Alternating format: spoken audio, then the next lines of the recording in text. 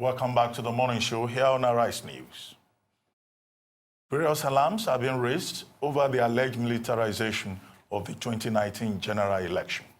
A motion was adopted in the House of Representatives on Tuesday to probe the involvement of military personnel in the just concluded general election, while the Senate condemned the massive use of the armed forces in the national electoral process yesterday, directing its committee on INEC to investigate all perceived inconsistent application of electoral laws by the Electoral Commission during the elections.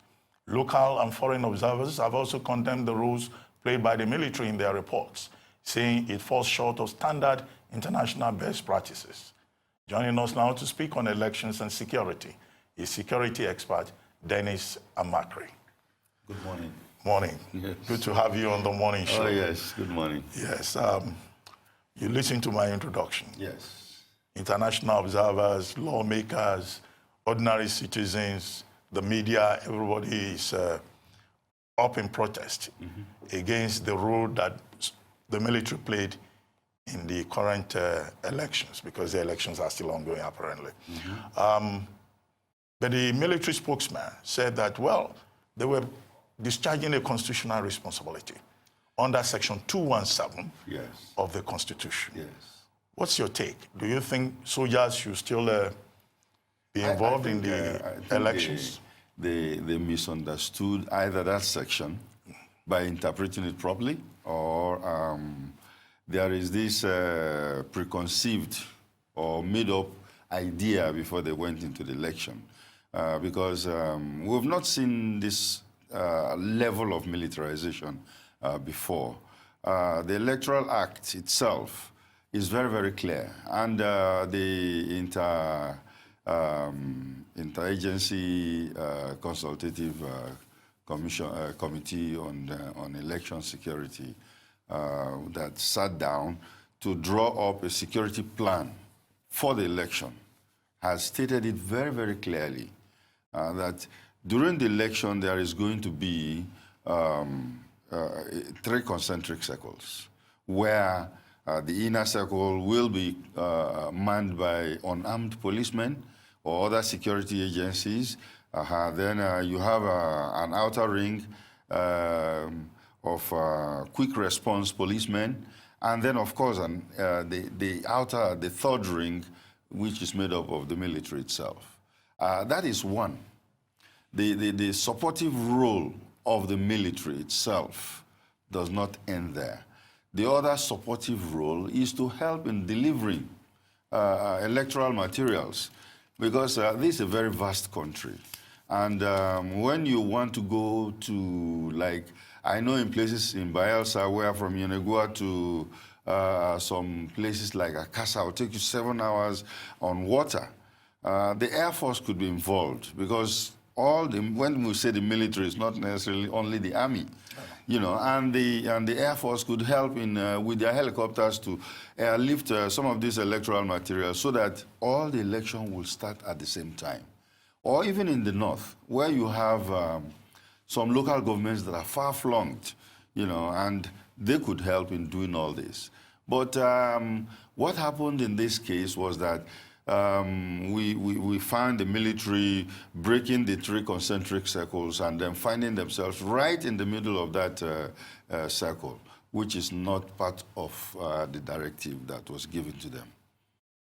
So, are you aware of the statement released by the 6th Division of the Nigerian Army saying that they feel betrayed, and that's actually a word that they use? They generally feel aggrieved by their treatment by the police and by INEC.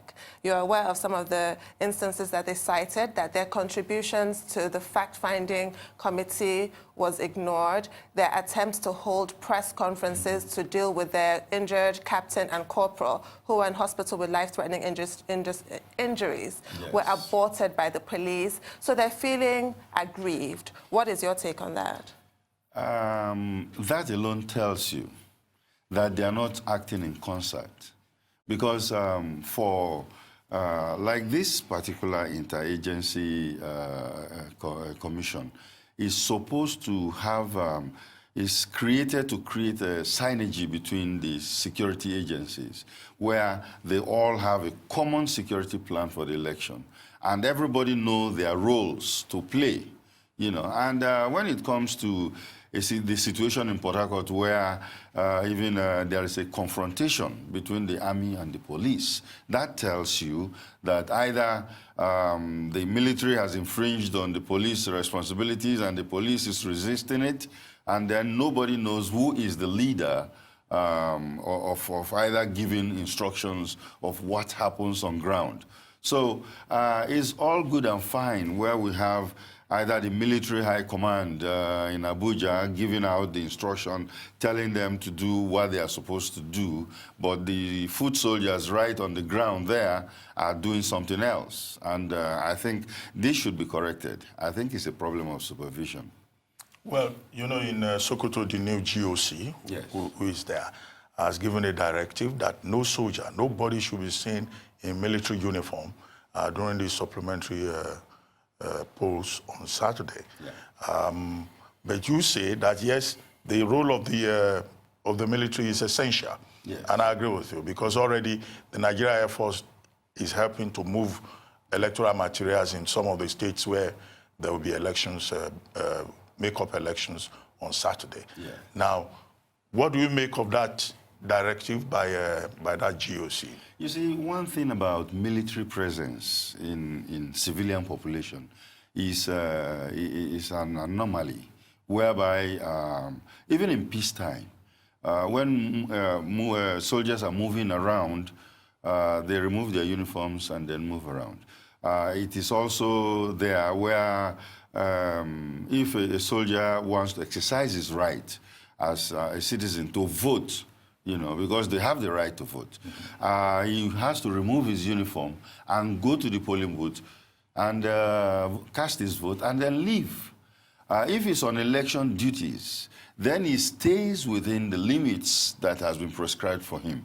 But when they start, you know, moving around, it causes problem. And so I agree with the GOC in Sokoto, who is saying that if you have to appear there, you know, appear, because there is one thing about uniform in this country where there are so many uniforms. Even in Lagos here, you find out so many different kinds of uniforms. And people feel that the uniform is a symbol of authority, which they will use in either catching a free ride in buses or doing all kinds of things. So I think it's a welcome idea that they are getting into that you know, mentality. If I may play the devil's advocate, is it possible to say that in some states of the Federation, yes, that the military became notorious in the last elections because some people were allegedly arrested who turned out to be fake soldiers? Because now anybody can just buy military uniform, wear it, and then go out to participate in elections. Well, I was very, very skeptical about when the 6th Division people announced that the people they saw, that there will be fake soldiers, because it was a crisis management situation where they were trying to manage that crisis. Apparently, maybe they have discovered that they have overstepped their bounds, because the videos are all over the place where you see military people invading certain homes of opposition politicians and, you know, doing certain things. So if the whole idea was to say there are fake soldiers, then what did the soldiers do about it? Because if the military is in possession of some kind of intelligence that there are fake soldiers there, they should go and arrest them. I don't think, you said they arrested some. I have not heard about anyone that was arrested. Because if they arrested some, they should parade them, you know, and of course find out where they come from. The idea is not far-fetched because there are some uniforms that were imported into the country which were not for the Nigerian Army, you know. So, yes, there might be some kind of political actors that have been planning this kind of problem, you know, thinking about what will happen during the election. Indeed, there's been a lot of bickering, accusations and counter-accusations. INEC says it did not call for the military, the army in particular, for the elections, especially in Rivers State. The presidency, the silence has been deafening from that end. Where would the military get such orders to intervene in an election such as this? And do you think that the situation has been properly handled by the hierarchy of the Nigerian Army? I don't think it has been handled properly. I know that the Chief of Army Staff had set up a committee to investigate the allegations in Port Harcourt. I hope the reports will be made public for people to see what really happened. You are very right. There has been a deafening silence from the Commander-in-Chief himself. I know that they just had a meeting, was it yesterday or the day before yesterday? Yes, Security Council. Yeah, the Security Council had a meeting where apparently they must have reviewed what happened during the elections.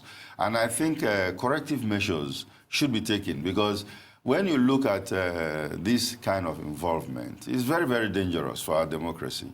We have said that we want democracy. And some people have actually said that the worst civilian democracy is better than the best military regime. And we cannot, because we want to secure our elections, give so much power to the military, to control such to the extent of maybe even directing what should be happening.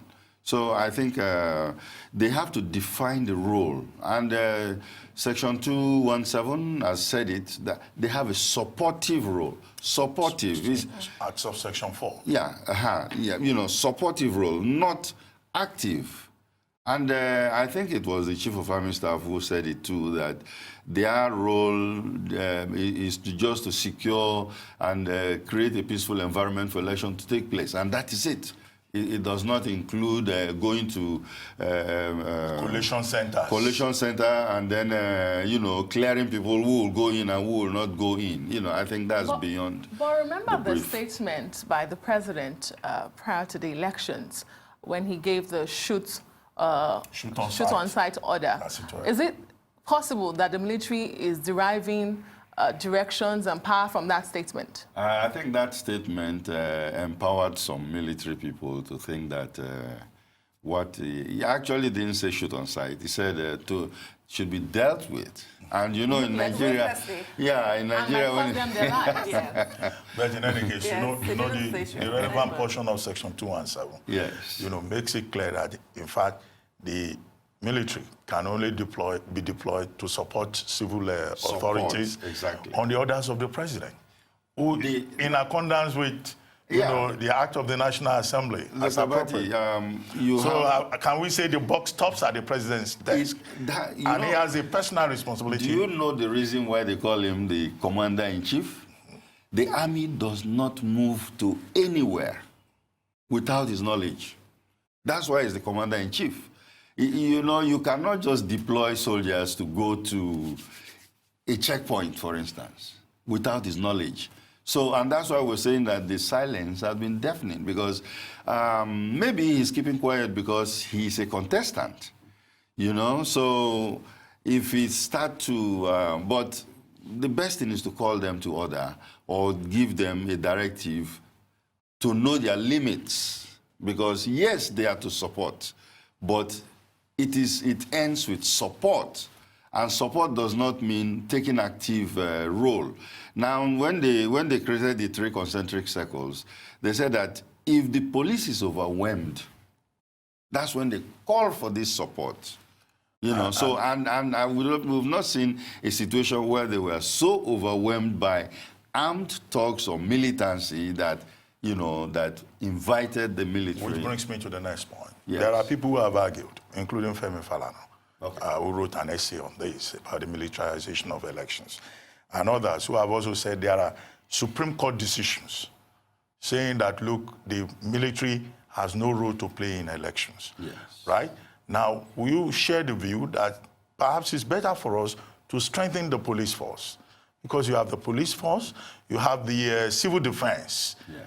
right? Although you talk about the 3 concentric circles, but it looks like it's because of the weakness of the civil security authorities that you have to bring in the military, and then the military become overbearing.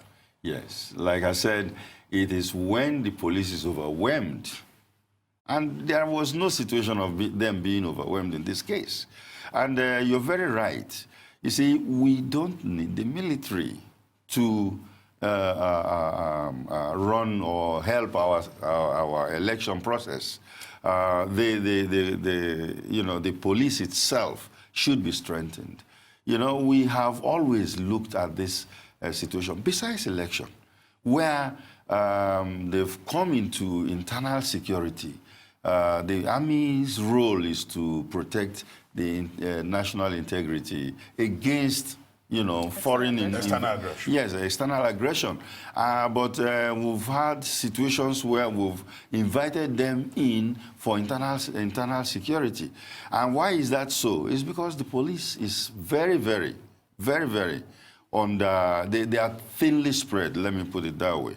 Very, very thinly spread, whereby in the country as a whole, this is a very large country, and we have a lot of ungoverned spaces. So you have armed bandits operating in different kinds of places in the states, and then of course even kidnapping and stuff like that. So you invite the military to come inside, and then after doing all these, there is an election.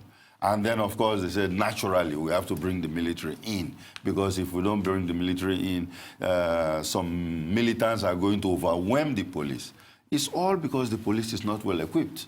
Because if the police is well equipped with SWAT teams, that can respond to situations, then we don't actually need the military to come. So I have 2 questions for you. Firstly, what can be done in practical terms to strengthen the police in terms of recruitment and training, and not an Abamoro type recruitment disaster, but what can actually be done? And secondly, what is the role of the National Assembly here? Because Dr. Abati and yourself, you cited Section 217 of the Constitution. That also provides for the National Assembly to prescribe laws that limit the role of the military, even when they're coming in to aid in sort of civil issues. Section 218 goes even further to expand on the role of the National Assembly. Yet the National Assembly has not acted to limit these powers and properly define them. What should the National Assembly be looking at before 2023 so we do not have this kind of reoccurrence? I think the National Assembly have to be very, very honest to themselves by treating this particular issue. Because, believe it or not, a lot of politicians prefer what is going on because it is good for them. They might want to go in there, bring their thugs to do 1 or 2 things in local areas, and the military is forced to come in. So if the laws are very, very clear, and that will be fine, And we want a situation where we have a very strong police, aided by maybe civil defense and the rest of them. So it is very necessary, yes, I agree. How do we achieve a strong police force? Training, recruitment, and there are a lot of unemployed graduates who can be employed into the police to do their job. So you don't see the National Assembly being proactive on this issue? You do see us in 2023 still having this conversation about the militarization of the electoral process? We're talking about law. The police is acting on the basis of law right now. And we want to, if the National Assembly will do their job, we might even go further to say that, okay, why not even create state police? If you are thinly spread and you cannot cover all these ungoverned spaces, you can create state police. Because policing the citizenship is, we're using this colonial structure that has outlived its usefulness. We need the state police, we need neighborhood watches that could assist the police in doing what they're doing. Estates have their own police, universities have their own police, so why can't we have them? The fear that the government in power is going to misuse them or state governments are going to misuse them is outdated. Well, know. let me reconstruct the question this way. Yes. Since 1999, Yes. every government has been talking about redefining the country's security architecture. Yes. It's a phrase that I've heard, Yeah. so many times. But where do you think the weak link is? You've talked about the police now, but some people say our security system is not proactive enough, and that there is a crisis in terms of the failure of intelligence. Yeah. And you have security and intelligence background. Yes. But, I've just cited that. Where do you think the weak link is? Let me tell you, if we have to look at this security architecture that people refer to all the time, is because of the way the Nigerian security forces are, should I say, formed. How did they come about? If you look at the decree that formed the State Security Service, for instance, it is to do all the directives of the press, there are internal security directives or responsibilities that they are going to carry out. And at the end, they said, and all directives from the president, okay, to paraphrase. Now, it means that they are allegiant to the president. Same thing with the police. Same thing with all of them. National intelligence agencies, immigration, customs, and by right, these security agencies are supposed to be independent. Because if they are independent, they should be able to carry out their responsibility no matter whose ox is God. But because they are, I was reading where an officer was briefing his men, his soldiers, and he was telling them that they are to, obey constituted authority. What does that mean? What's constituted authority? Constituted authority means the government. And if they are allegiant to the government, how do you expect them to be impartial when it comes to one dealing governor with... described himself as constituted authority. Of course, because he is the governor, or he'll tell you that he's the chief security officer of the state, and that's why they don't want to even allow state police, because they believe that if they do, that means the state governor now has some kind of powers, and if the security agencies are allegiant to him, it becomes a problem. Because, so what the National Assembly could do is to go ahead and look at these laws, redo them, so that the security agencies will be allegiant to the Constitution of Nigeria or the National Assembly, not to the executive branch.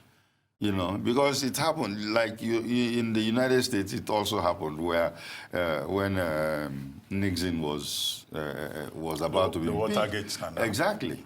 And Kissinger went to him and told him that, look, the FBI is coming to arrest you. They will come and arrest you because of what? The best thing for you to do is to resign.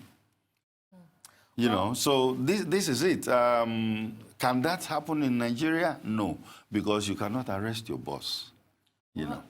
Just before we move away from the elections, this whole process of militarizing a civil process such as the election is worrisome, front of mind for a lot of people, captured, in fact, the international community as well. Yes. But you see, every government in power and every election, we talk about this same thing. We cannot forget the Ekiti 2014 election and what the military did in that situation. We are back to it now. Do you think anything is different? Why is this situation capturing headlines and attention? Is it the fact that INEC itself, for the first time, is indicting the military? Well, what exactly is different from the intelligence you've gathered? Yeah. What exactly is different in this situation that we're talking about it so much again? Should I say we're progressing? Because, before nobody wants to talk about it, but now we're talking about it. And even the military is doing something about it, and the INEC is doing something about it. They did something about it in 2014. Yeah, in fact, 2011 was when they really did a lot about it, where the violence level even came down. But in this particular case, I don't know why it's becoming so violent, and many people are either taking advantage of the situation and doing whatever they want to do. I think we should go back to the drawing board, look at our situation very, very carefully. All these are lessons learned. whereby as it's happening, even the military themselves, the police, they are all reviewing, what happened, and then learning certain lessons which they will bring to play in next elections. Let me take you back to the issue of security. Yeah. I see you've made a point about whittling down the powers of the executive. Yeah. And I've commented myself in the past that the Nigerian president is a monarch. Yes, of course. The powers given to the president of Nigeria under the Constitution very are heavy. extraordinary. Yes, they are. And should be whittled down. So I agree with you on that. But look at another situation. The governor of Zamfara, we discussed this on this program yesterday, was quoted as saying that armed bandits in Zamfara state have more sophisticated weapons than the military. Yes. And he's not the only governor to have made that kind of complaint. Yeah. How is that possible in a country that has security agencies, that has, security forces? How is that possible? The situation with armed bandits, or even Boko Haram. Remember that Boko Haram came into play when some years back, and they've waxed stronger. They've always waxed stronger. And when you look at it, it's because of our approach to the whole thing. We allowed it, they didn't nip it in the bud until they have international linkages now with ISIS. And they've been waxing real stronger and doing whatever they want to do. They've also moved into the country because I always say, because from the dots that I've been picking, I believe that some of these Zamfara bandits or in Nasarawa are all an extension of Boko Haram. Because terrorists have to raise money to exist. And when they come into the civilian population, what they do is to either rob banks, or kidnap to raise money, and then, go ahead and do whatever they want to do. And we are even very, very so fast in eulogizing them, because the basic objective of a terrorist is publicity. And then when they kill soldiers, we announce that they've killed some soldiers, and they are very, very happy because, they've done it. Just like the New Zealand president just said, I love it, where she said that we are not going to mention the name of that guy that killed anybody. We are going to mention the names of those who died, so that his name will not come out. We are not going to give him the honor of mentioning his name. But here in Nigeria, so many people have died, and we've not been able to, we don't even know who they are. We don't, even the military, those that are killed, we hardly hear about who they are and which kind of honor we're giving them. Our flags are not flying at half-mast.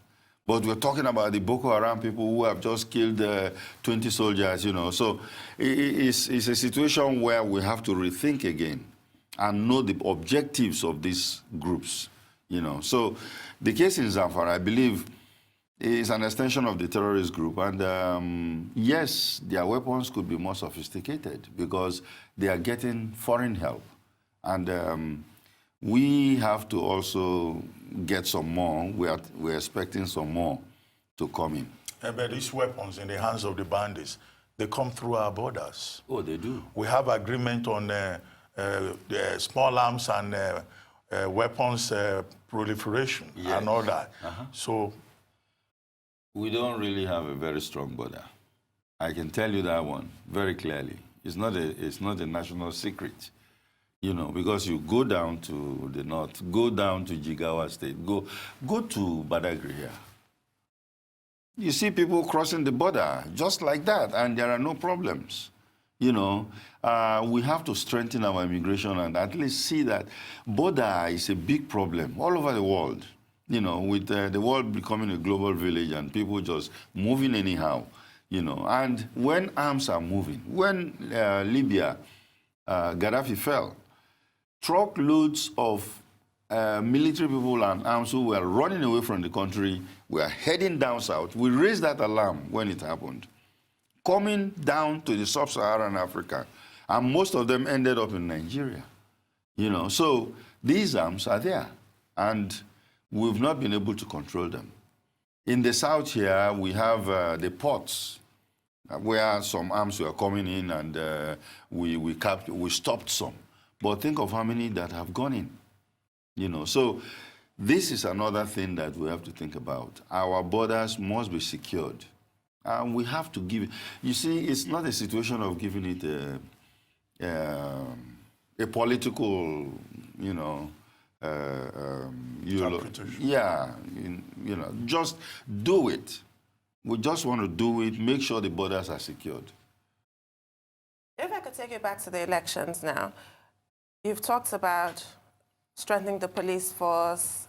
Dr. Abati raised the separate issue of intelligence. Let's look at the 24 security agencies that formed the Interagency consultative committee on election security. Yes. I don't want to put words in your mouth. I first want to know what your assessment of their effectiveness was, and if at all you identify weaknesses, what can be done to correct that? It was formed in 2011, and it was very effective. 2015, they improved on their effectiveness. 2019, from what we are seeing, I think they did not do well in the sense that there was no synergy. You know, I can imagine there is a situation room, election monitoring and situation room created by the military, the army, in Abuja, you know, and that is for the army.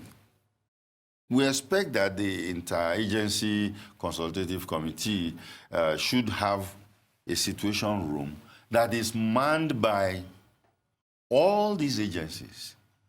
You know, all the agencies should be in that room with their cameras and telephones and, you know, communicating to everywhere, you know, getting feedbacks from what's happening in the field.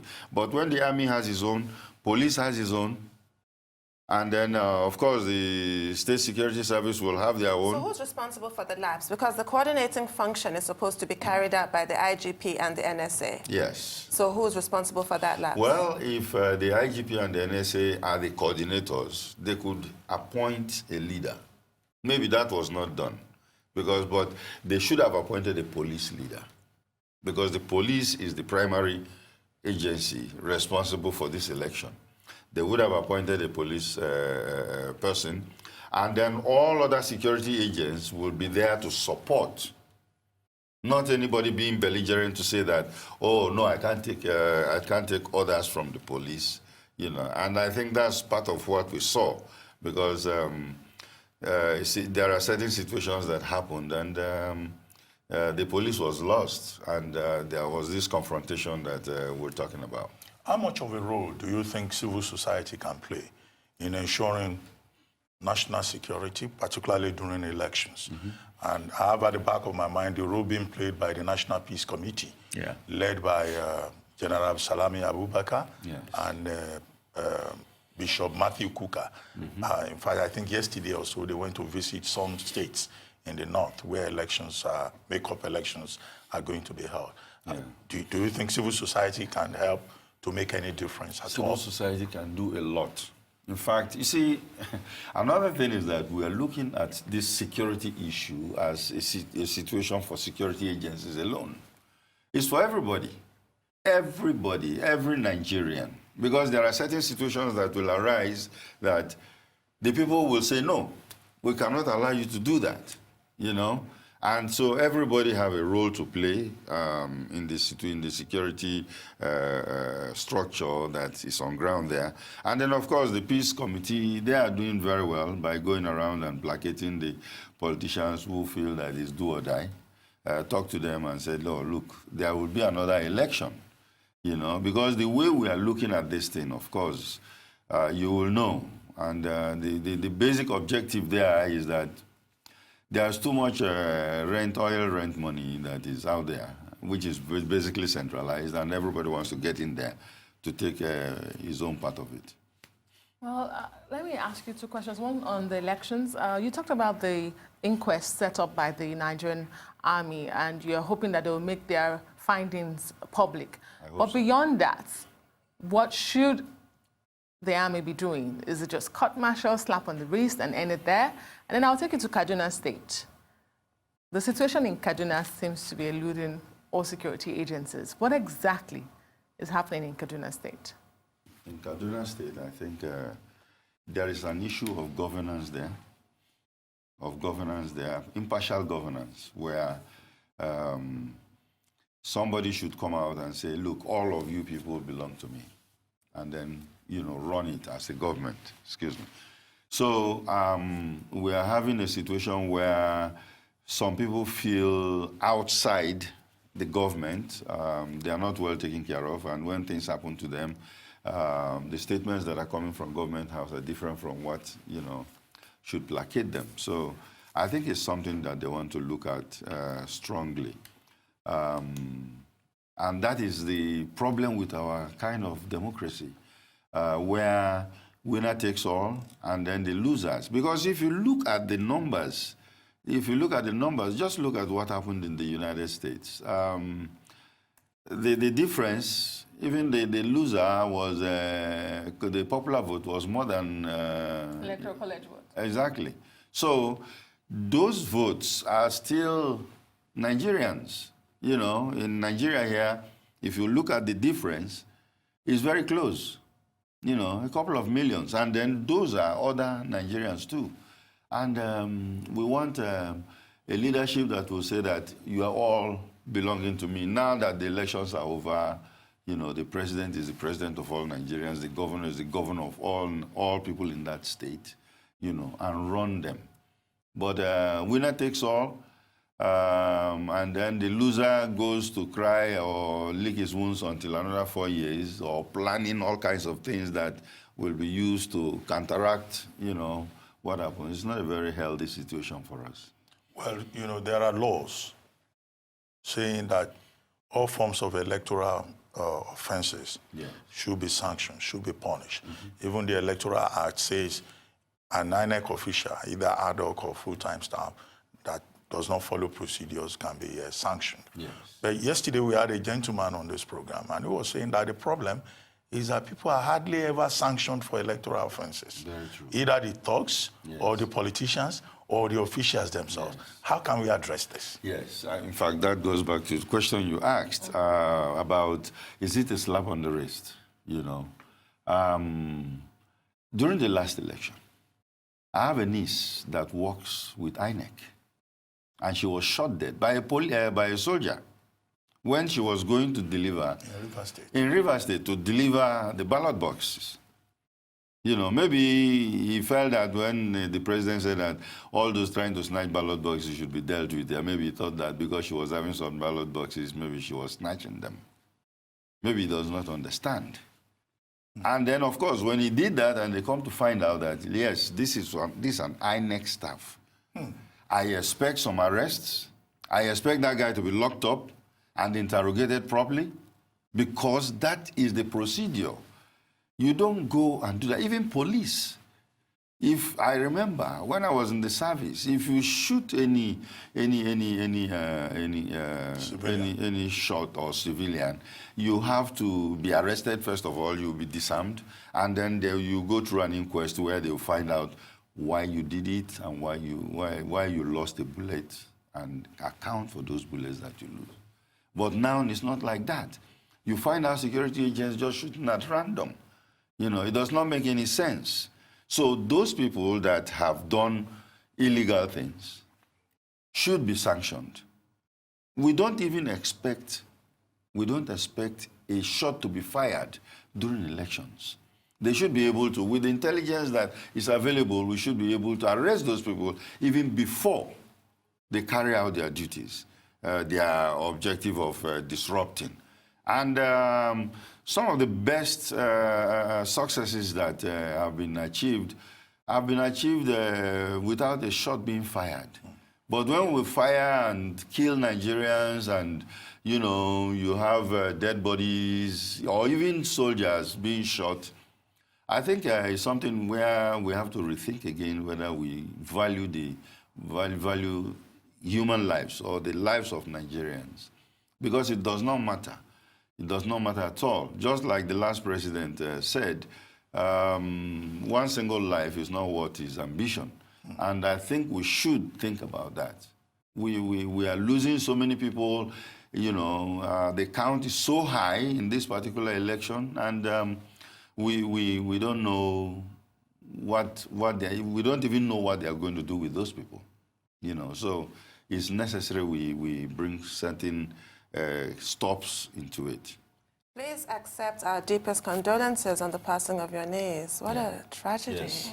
Yes, the story was. Yes. I wanted to ask you now, in view of the outcry, in view of personal losses such as yours, and the fact that we have discussed this on this program and several other programs are discussing the over-militarization of this electoral process, what changes do you see coming on March 23rd, especially in areas with heightened tensions like Kano State? What do you see happening there? Well, I don't want to predict. I want to be positive about it. I really want to be positive about it in the sense that even the military, I think what happened was an embarrassment to the military. And they are looking at it. That tells you that they are worried about it. And if they are worried about it and looking at it, we hope that by the time they go back to that election again, they will brief their men on how to behave properly.